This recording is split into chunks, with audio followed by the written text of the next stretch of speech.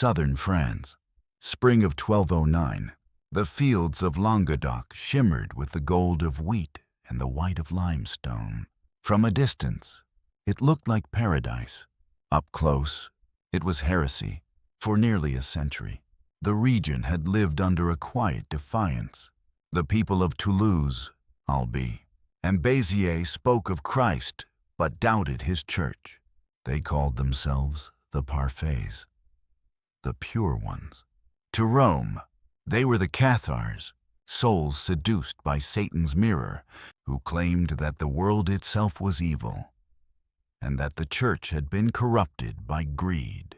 Innocent III, the most powerful pope in centuries, had watched his authority erode like stone under water. He saw bishops ignored, tithes withheld, and priests mocked, and worst of all, the people still called it faith. In the papal palace, beneath the frescoes of Christ triumphant, Innocent's voice echoed, "If the shepherd will not reclaim his flock, the wolves will." The wolves he spoke of were the knights of the north. Crusaders, hardened in the Holy Land, hungry for penance and land alike. They would march not for Jerusalem this time, but for Languedoc. To cleanse the heresy within Christendom's own borders, news spread across Europe. A crusade against Christians. Unheard of, unholy, unthinkable.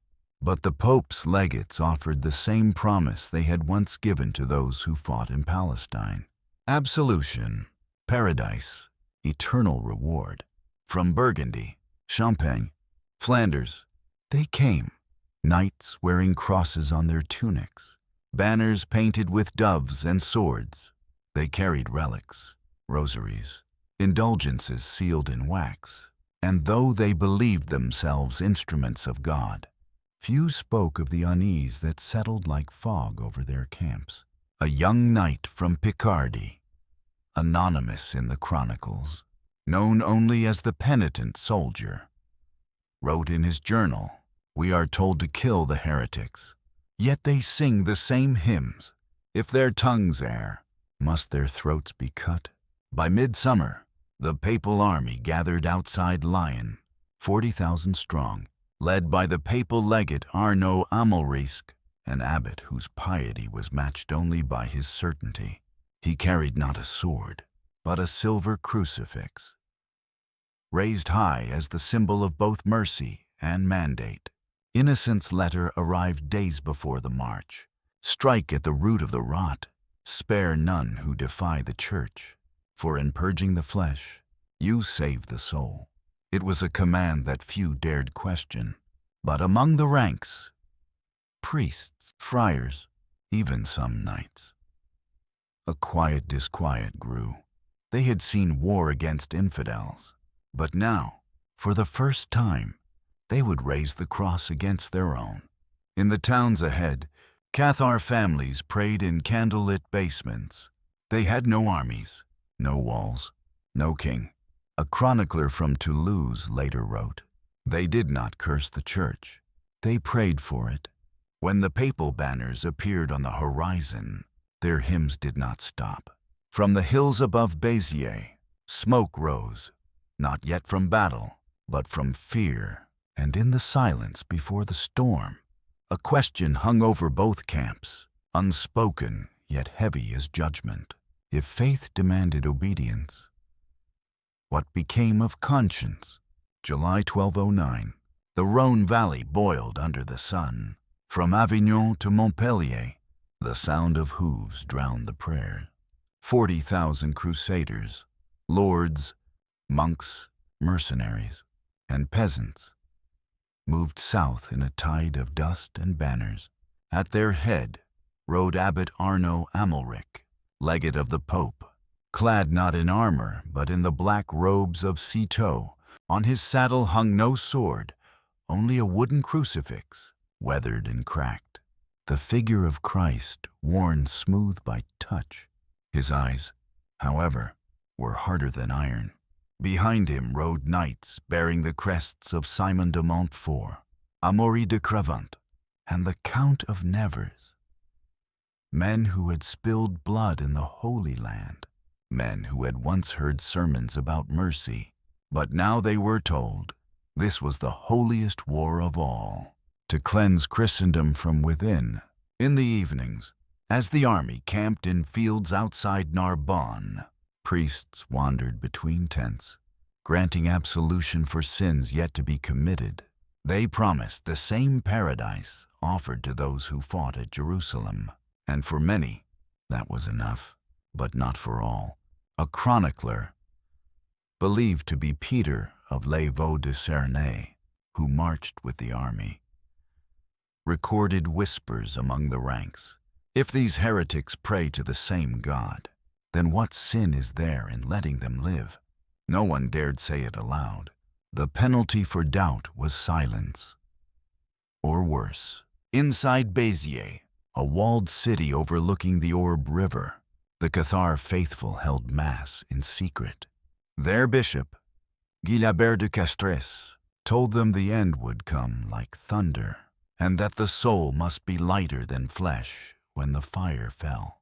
They believed that violence was the domain of the evil one, that to kill was to surrender to darkness. They did not fortify their walls. They did not flee. They sang psalms as the Crusaders' banners appeared on the horizon. From the western hill, you could see them. Rows upon rows of iron helmets glinting in the sun, the papal standard snapping like a wound in the wind. The morning the Crusaders arrived. A storm gathered, but did not break. Arnaud Amalric ordered a fast before the siege.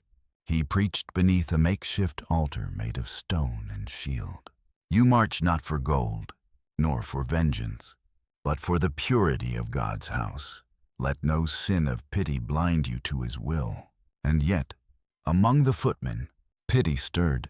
Many came from villages no richer than Béziers itself. Men who recognized the smell of their own fields, the cries of children behind wooden shutters. A knight from Brittany, unnamed in official records, was later quoted in a monastic chronicle. When I looked upon the walls of Béziers, I saw not heresy, I saw home, but there was no room for hesitation. When a group of townsmen from Béziers appeared at the gate to negotiate, the papal legate refused to meet them. He demanded surrender of all heretics and all who protected them. The mayor of Béziers replied simply, "We know not who are heretics among us. We are all Christians here." The words were carried back to Amalric. He looked toward the city and said, "Then let God decide his own." The siege began at dawn. By noon, the gates had fallen, and with that, the command that would echo across centuries was given: kill them all. God will know his own. Some said Amalric never uttered those words. Others swore they heard them as the bells of Béziers began to toll. And among those who carried the cross that day, a few, very few, lowered their swords, because for the first time they could not tell the enemy from the faithful. Bezier, July 22nd, to a Renorn, Feast of Saint Mary Magdalene. The bells rang for morning mass, but what followed was no liturgy. The Crusaders broke through the northern gate before sunrise. Mercenaries from Flanders and Burgundy, drunk on fear, dust, and the promise of divine pardon, the townspeople, unarmed and unready, ran toward the church of Saint Mary Magdalene, seeking sanctuary. Inside the nave, priests gathered them beneath the vaulted stone, whispering psalms to drown out the sound of the battering ram. Children clutched icons. Women kissed crucifixes until their lips bled. Outside, Abbot Arnaud Amalric dismounted, raised his crucifix to the blazing sky, and gave the order that history would never forget. Cediteot novitenim Dominus qui sunt eius. Kill them all. God will know his own. The army flooded the streets. Blades clashed against doorframes. The smell of smoke and incense filled the air until they were indistinguishable. Béziers, the proud, peaceful city of Languedoc, became a furnace. The cathedral, once filled with hymns, now echoed only the screams of those who had believed mercy still had a place in Christendom. The chronicler Crusader de Heisterbach later wrote that 20,000 souls perished before Vespers. But among the slaughter, something extraordinary happened. Something almost no record preserved. A contingent of crusaders from Poitou, commanded by a minor knight named Raoul de Mirepoix, stopped their advance at the church gates. They had heard Amalric's order, but refused to enter. Raoul's men, according to an anonymous Cistercian codex, formed a human barricade at the entrance, allowing dozens of townspeople to flee through an unguarded alley toward the river. When asked later why he disobeyed the papal legate, Raoul said only, "My sword was sworn to God, not to blood." Elsewhere in the chaos, a group of monks from the Abbey of Fontfroide tore their habits into bandages, tending to the wounded. Crusader and Cathar alike, they worked silently, moving among corpses, hiding the living under them to fool the passing soldiers. They were never named in official papal correspondence. Their deeds were an embarrassment to Rome. Mercy in the face of command. By nightfall, Béziers burned from end to end. The towers of Saint Nazaire glowed red like beacons of judgment. The river turned black with soot. Abbot Amalric surveyed the devastation from his tent, dictating a letter to the Pope. Neither age nor sex was spared. The work of the Lord has been done. The messenger who carried that letter to Rome later confessed to a priest before his death that he had vomited after sealing it. In the ruins of Béziers, survivors crept out after 2 days of silence. They found the city's wells filled with ash. The church bells had melted into puddles of bronze. Among the charred stones, a knight's shield lay discarded. The cross burned away by fire. No one ever learned whose it was. For Rome, Béziers was a triumph of faith. For those who had seen it, it was a revelation that holiness and horror could wear the same face. And for a few soldiers who had refused to kill, it was the moment their obedience died and conscience began. Béziers lay silent for 3 days. The wind that once carried hymns now carried the stench of death. Crows circled the cathedral spire where the cross still stood, black against a red horizon. In the valley beyond the city, the Crusader camp had grown quiet. Fires burned low. Men who had sung psalms before the assault now sat wordless beside their horses. Among them were the soldiers who had refused to enter the city. Those who could not obey the order. They were few. A handful of knights, a dozen footmen, 2 priests, Raoul de Mirepoix, the minor noble who had shielded townsfolk during the assault, sat by the river, his mail rusted with dried blood, not his own. He stared at his sword lying on the ground beside him, as if it had betrayed him. "We were told we fought for God," he murmured, "but I saw no God there, only fire." A priest named Brother Emard knelt beside him. Emard had once preached indulgence to crusaders in Paris. Now his cassock was torn, the hem blackened by ash. He said quietly, "The fire was ours, not his." That night, Raoul gathered his men, those who could no longer bear the weight of the cross sewn to their tunics. They tore the emblems from their chests and buried them under the soil. "No oath binds us to madness," he said. "If obedience to Rome means disobedience to Christ, then I choose the latter." It was an act of treason, not against the church, but against its corruption. They knew the price. 2 nights later, a papal officer came through the camp with orders to find deserters. Raoul and his men fled under cover of darkness. leaving behind their tents and pay. They carried no banners, only their rosaries and wounds. Their flight took them through the marshes of the Orbe River, where the smell of rot and death mingled with the mist.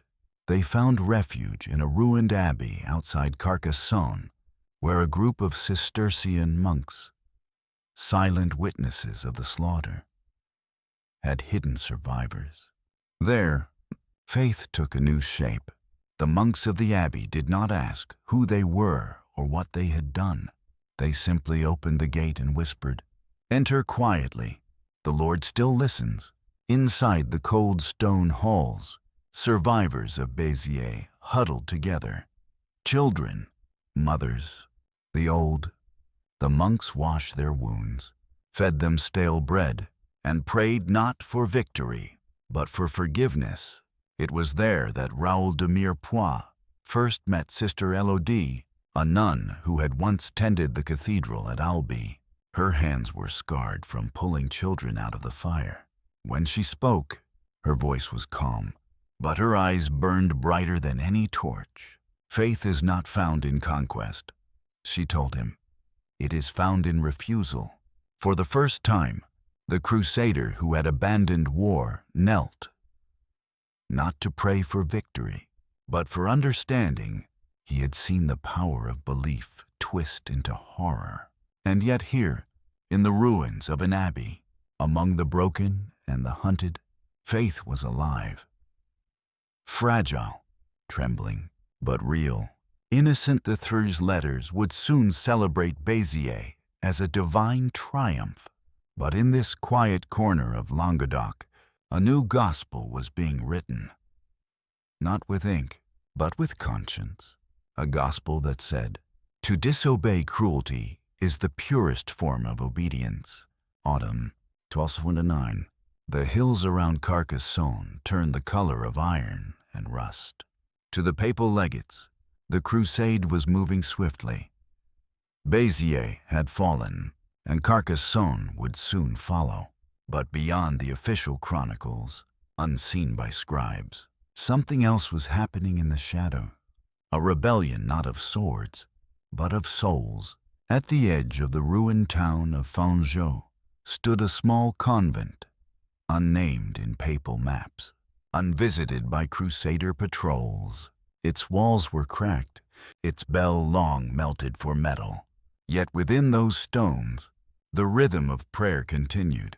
This was the convent of Sainte-Madeleine, known only through fragments of monastic letters preserved centuries later.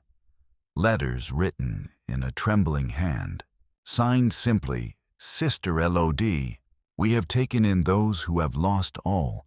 She wrote, "They call them heretics, but I see only faces made in His image, and so we do what we must. We hide them, even from heaven's soldiers." Among the sisters were priests who had renounced their orders, villagers whose homes had burned, and even soldiers who once bore the papal cross. They worked in silence. They prayed without names. They called themselves the witnesses of mercy. By day, they scrubbed soot from stone, harvested roots, and tended to the wounded. By night, they whispered the psalms beneath their breath. Not the chants of victory, but of mourning. In their chapel, the crucifix had been turned face down, its carved Christ hidden against the wall, until men ceased to kill in His name. Sister Elodie said, "He shall not look upon us." One night, a child survivor of Béziers awoke screaming, dreaming of the church that burned around him. Raoul de Mirepoix, who had laid down his sword, carried him outside beneath the stars. "Look, no," he said softly, pointing upward. "The sky still holds." The boy asked, "Will God forgive them?" Raoul hesitated. Then, quietly, "Perhaps He already weeps for them." Elsewhere, rumors began to spread. Crusaders who deserted the papal army spoke of a place where the condemned found shelter. A convent that defied Rome's will. Some said angels guarded it. Others said devils. word reached Simon de Montfort, who had just taken command of the campaign. He dismissed it as superstition, but to Arnaud Amalric, the abbot legatus of Innocent III, mercy was more dangerous than heresy. In a letter to Rome, Amalric warned, "There are those who confuse pity with virtue. They risk undoing the Lord's work with their compassion." Rome replied only with silence. Winter came early that year. Snow fell across the hills of Languedoc, blanketing the ruins of Béziers and muffling the cries of those still hiding. In the convent, bread ran out, water froze in the basins. The sisters wrapped the wounded in their own habits. Sister Elodie wrote her final letter before the ink froze in her quill. "If we perish, let it be said that faith did not vanish. It hid, and that mercy, though forbidden, outlived the fire." She sealed it with wax and handed it to Raoul, who had promised to deliver it to Toulouse. He never reached it. When spring returned, soldiers loyal to Amalric found the convent empty. Doors open, beds unmade, the chapel stripped bare. No bodies were found, no sign of struggle, only a single inscription carved into the altar stone. "Forgive us our obedience." The soldiers, unnerved, burned the ruins to the ground. Not as punishment, but out of fear, for mercy, they believed, was contagious. Rome, early 1210. Winter cloaked the city in fog. Bells tolled from the Lateran, echoing over streets slick with rain and incense. Within the marble halls of the Apostolic Palace, parchment rustled like dry leaves. Reports from the south, from Languedoc to the papal secretaries, these dispatches were victories. Béziers had fallen. Carcassonne had submitted. The heresy of the Cathars, they wrote, was being purified by flame. But for Pope Innocent III, the triumph tasted like ash. He sat in his study beneath a fresco of Christ the Judge. Letters covered his desk. Victories, confessions, rumors. Among them lay a sealed scroll sent not by his legate, but by a monk whose name had been erased. It spoke not of heresy, but of mercy, of soldiers who had refused to kill, of monks who had sheltered the condemned, and of a convent that had vanished before dawn. "If what is written is true," Innocent whispered, "then the Holy Cross has turned upon itself." He summoned Cardinal Pietro di Porto, one of the few men he trusted. The cardinal read the letter aloud, his voice trembling as he reached the final words. "Forgive us our obedience." Innocent turned away. His shadow fell across the fresco of the crucifixion. "What is a pope?" he murmured, "if his commands make martyrs of mercy?" Pietro, cautious, replied, "Holiness demands obedience. Without it, the church would fall to chaos." The pope's eyes narrowed. And what if obedience has become the chaos? The letter was never archived. It was burned that night by the papal chamberlain, by order of the Curia. Officially, the convent had never existed, but the whispers spread through Rome's corridors like smoke.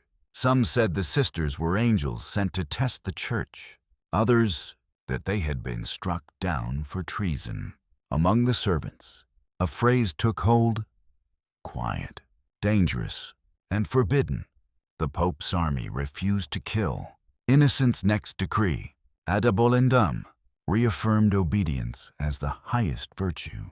To question command was to question God himself.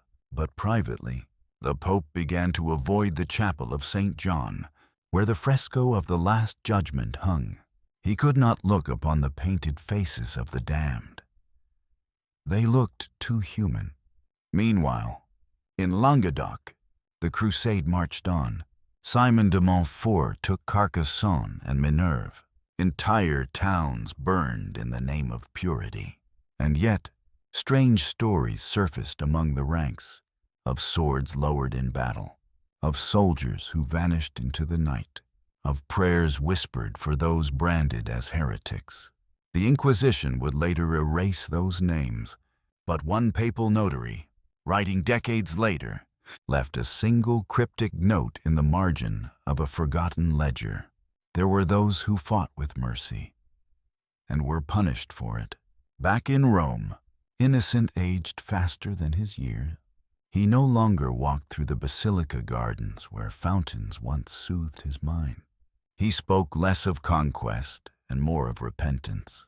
On his final Easter, he confessed to his confessor, "I sought to save the church's body, but perhaps I wounded its soul." The confessor asked what he meant, but Innocent did not answer. He simply looked out toward the fading light over the Tiber and said, "Perhaps obedience was never the measure of faith. Perhaps love was." When he died in 1216, his tomb bore the words, "He defended the faith, but those who had seen Bezier, who had hidden in the ashes, whispered another epitaph. One never carved in stone.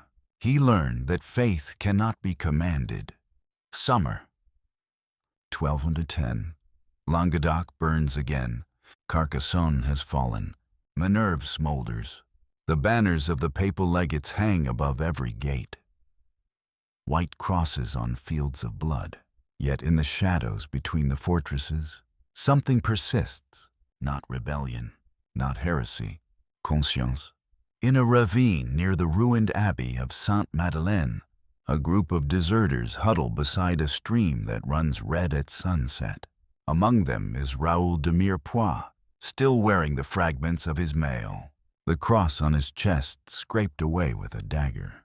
For months, he and the surviving sisters have hidden from both armies, hunted by Crusaders, mistrusted by locals, forgotten by heaven. Sister Elodie no longer writes. Her quill broke in the frost of winter. Now, she speaks only prayers, and even those sound tired.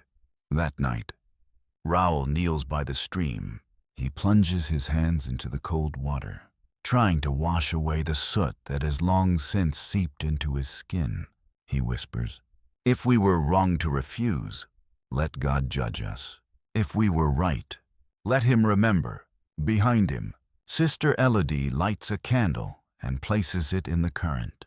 The flame flickers, bends, then steadies. "Faith," she says quietly, "was never meant to survive war.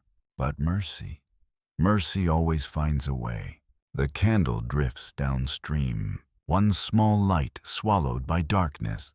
Days later, a patrol finds them, a dozen mounted crusaders, led by Guy de Montfort, brother to Simon. They bear the papal insignia and the authority of Rome. When they reach the camp, Raoul stands unarmed. He does not flee. He does not kneel. Guy de Montfort dismounts, sword drawn. "You bore the cross," he says. "Then you cast it away. That is heresy." Raoul replies, "I cast away nothing. I only refuse to make it a weapon." Guy hesitates. His eyes flicker, not with pity, but recognition. He too had seen Béziers. He too had heard the screams. "You know what must be done," he says finally. "I will not stain my hands. The Lord's work will be done by the law." Raoul is bound, along with 3 monks and 2 sisters. They are taken to Narbonne, where the papal tribunal has begun its trials. Inside the cathedral, beneath frescoes of saints, the condemned kneel in chains.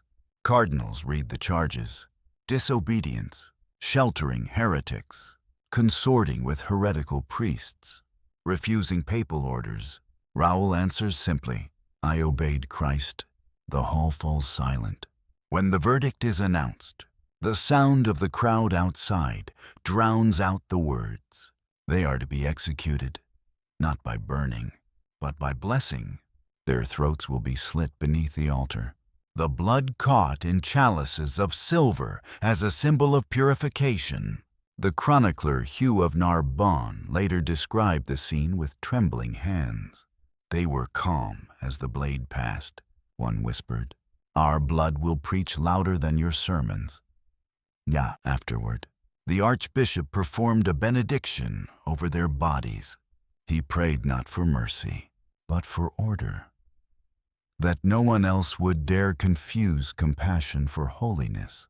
But as the congregation left, an acolyte noticed that the marble beneath the altar had darkened, not with blood, but with a stain that no water could wash away. Over the following months, priests refused to celebrate Mass at that altar. Whispers said the ground trembled when the bells rang. Others said the wind carried the voices of those who had died forgiving. The church declared the matter closed, but the people of Narbonne began lighting candles in secret, not for martyrs of heresy, but for martyrs of conscience. One inscription appeared on the wall near the river, carved by an unknown hand. They killed for faith. These died for it. And in the ruins of Sainte-Madeleine, wildflowers began to grow through the ash. No one tended them. No one dared uproot them. For in the silence of those petals, the world seemed, for a moment, forgiven. Rome, decades later. A fresco fades. The once brilliant reds of the Crusader banners have turned brown with age. The papal archive hums with the soft decay of centuries, its scrolls heavy with dust. Yet among them, one parchment remains curiously blank. Its seal is broken, its title lost. Only a single line survives in the margin. The Pope's army refused to kill. Outside, the world that Innocent III once ruled by fear has changed. The Cathars are gone. The Inquisitors have risen. But the questions left behind by that lost army still whisper through the cloisters. Can obedience be holy when it silences mercy? Can faith be pure when it serves power? In Languedoc, the ruins of Béziers stand as stone ghosts. Travelers say that on midsummer nights, when the wind sweeps through the broken nave of Saint Mary Magdalene, the air carries a sound, not of scream, but of singing, a hymn without language, echoing faintly between walls where both killers and saints once knelt. No one knows if it is memory or miracle. Centuries later, historians would argue that the Albigensian Crusade preserved the unity of Christendom, that Rome had no choice. But others, reading fragments of Sister Elodie's letters found in a monastery cellar, spoke of a different victory, one not written in chronicles, but in silence, a victory of those who refused to obey. The Church survived, but it was never the same. The Inquisition it birthed devoured centuries of thought and souls, yet within that same institution, whispers of conscience endured. In reformers, in monks who fed the poor before the altar, in priests who forgave the condemned, they would never name themselves the descendants of Raoul or Elodie, yet the echo was there, a refusal to confuse holiness with command. The final known record of Raoul de Mirepoix appears in a Benedictine ledger from 1223, a single note beside a donation of farmland, given by one who has laid down his sword. No title, no lineage, just that, and beneath it, written in another hand, perhaps the abbot's, he understood that faith without mercy is conquest, and conquest without mercy is hell. Now, centuries later, when historians walk through the crypts of Rome or the ruins of Languedoc, they still find traces of this paradox. The holy and the cruel, the obedient and the righteous, entwined like thorns around the same cross. The crusade did not end with victory or defeat. It ended with a question that outlived popes, kings, and armies. When men claim to fight for heaven, and how long before heaven becomes the battlefield itself?